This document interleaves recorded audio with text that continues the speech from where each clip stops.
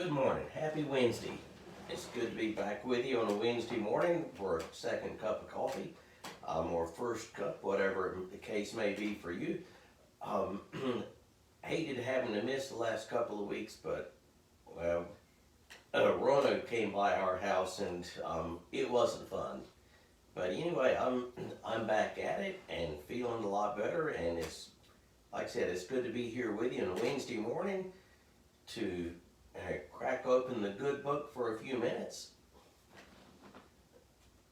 I had started, and before COVID came along, I had started on these Wednesday mornings just looking at the lectionary epistle readings. They were coming from 1 Corinthians, which is just a great book. And so we had looked at 1 Corinthians 13, what's the love chapter as we call it. But faith, hope, and love abide these three, but the greatest of these is love.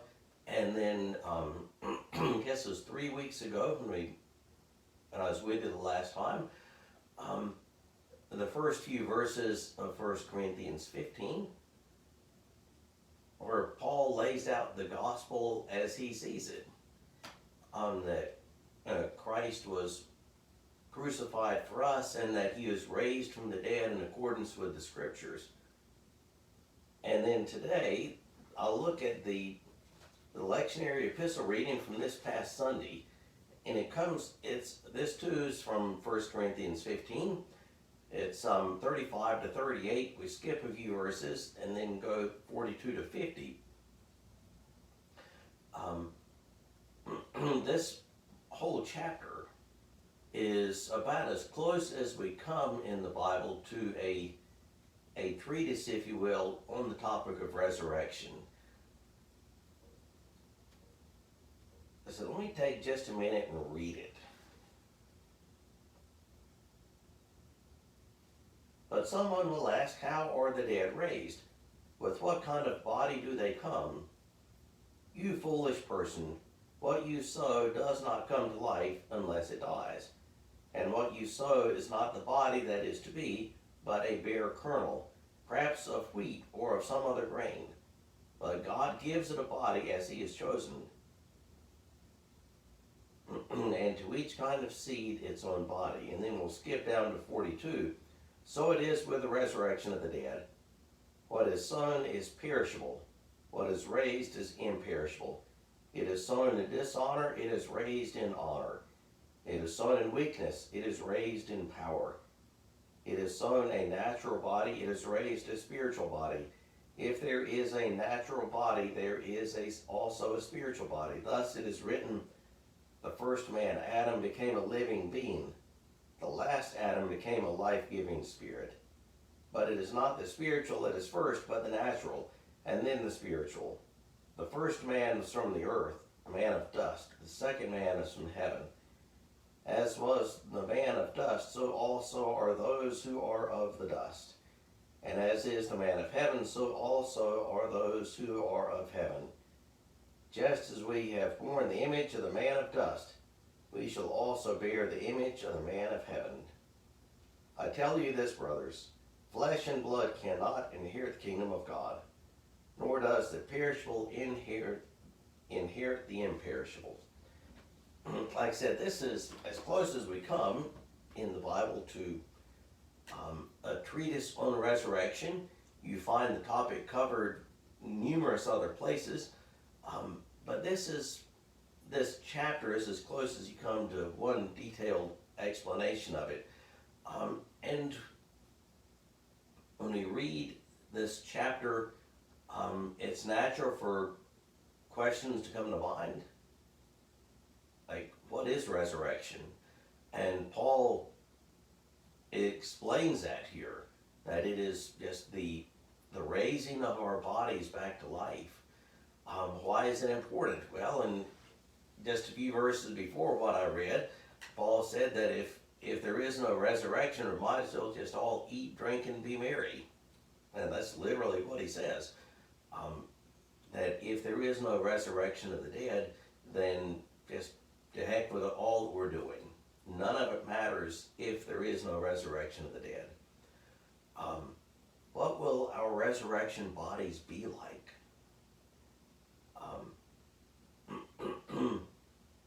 In the resurrection, will we know each other? What is our state like between our death and the resurrection at the end? Some of these questions we can know, some we simply don't know. I suspect, my hunch is that we will know each other in the resurrection. I can't imagine not being able to. Our bodies will have some, I think we can safely assume that our resurrection bodies will have some connection to what we have now. They won't be totally different. They'll be essentially the same, but maybe transformed. And we can get a clue from that from just the accounts of Jesus' resurrection, where his disciples recognized him at least some of the time, and he was able to eat with them, and he showed them scars from his crucifixion, but he wasn't exactly the same either.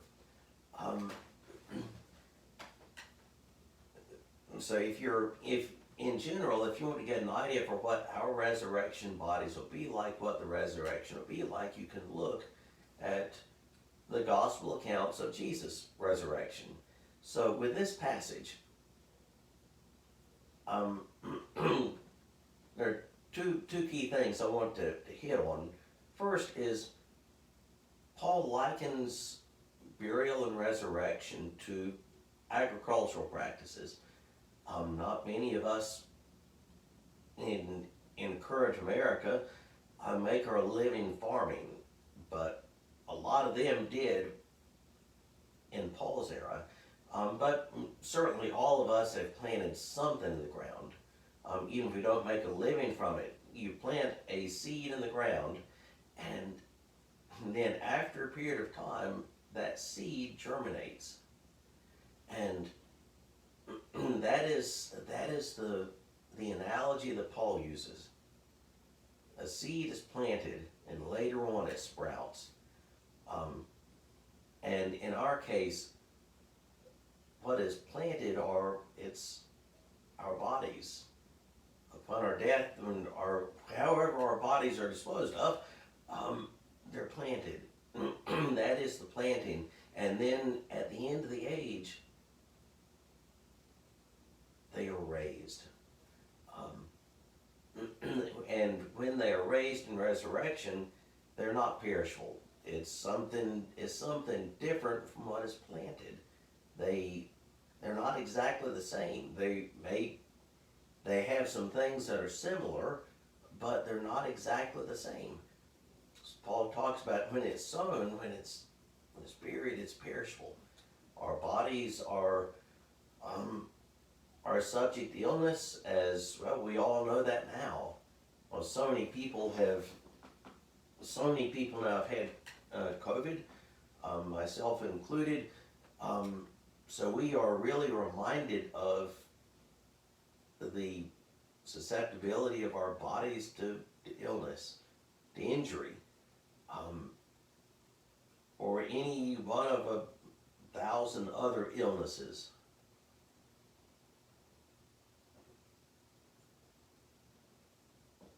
But when our bodies are raised, they are imperishable.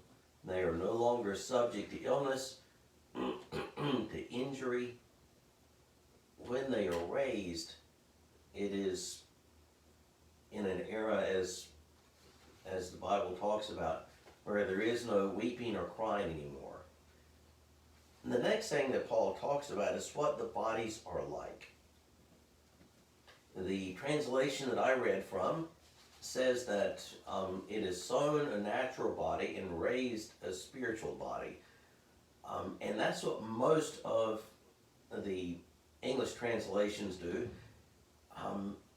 The New Revised Standard Version, which is ordinarily a really good translation, unfortunately does a terrible job with that. So if you commonly use an NRSV, it's a great translation, but unfortunately they did a terrible job with this one.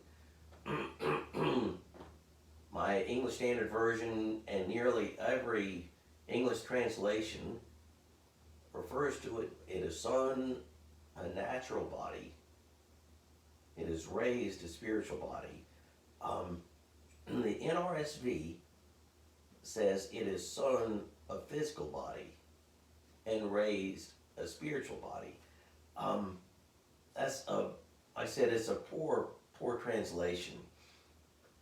What it gets translated as natural in by ESV and most other English translations, it's a Greek word psychikon, which comes from psyche, which means soul or mind.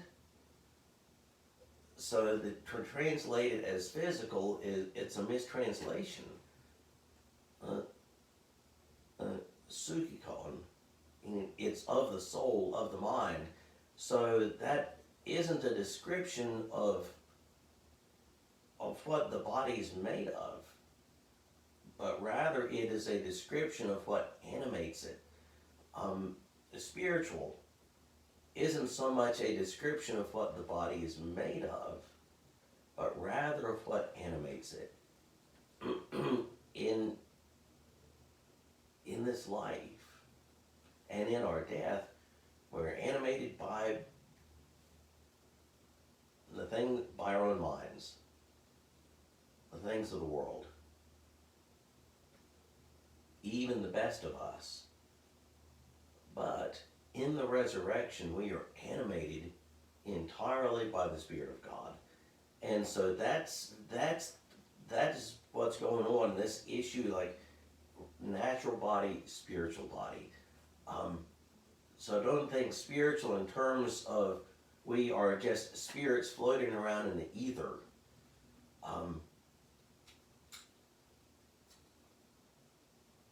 No, it is a natural body. Our bodies as they are, subject to illness, including COVID or cancer or strokes or tumors of whatever types. And then there's imperishable.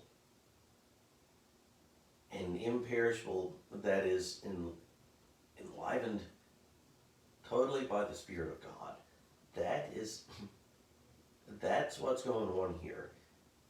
And like I said, the unfortunate part of the NRSV's translation is it leads us to think that resurrection is, okay, it's physical body gets planted, and then it's just a spirit at the end. And that really isn't resurrection.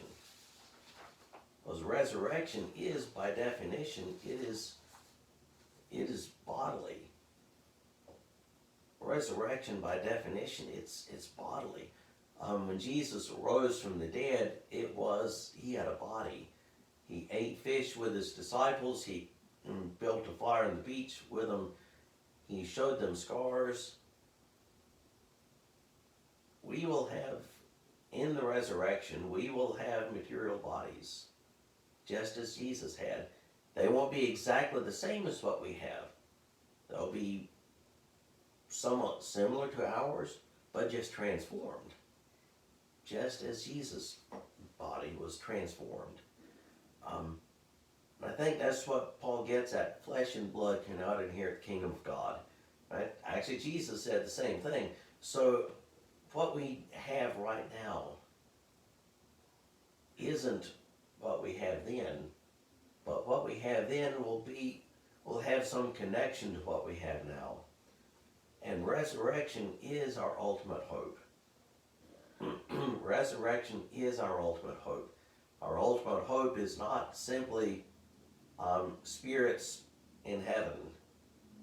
Our ultimate hope is being raised from the dead. Our ultimate hope is being raised from the dead and reigning with Christ in a transformed world. And that's something that I, and I guess every preacher everywhere, tries to hit home on Easter. or the Sundays immediately after Easter. That is our hope. Our hope is resurrection. It is mortal bodies that are transformed so they are no longer subject to frailty and illness, and injury and death, transformed into something that is beautiful and glorious, and reigning with Christ in a transformed world. And that is, to my mind, some really, really good news on a Wednesday morning. Have a great rest of your day.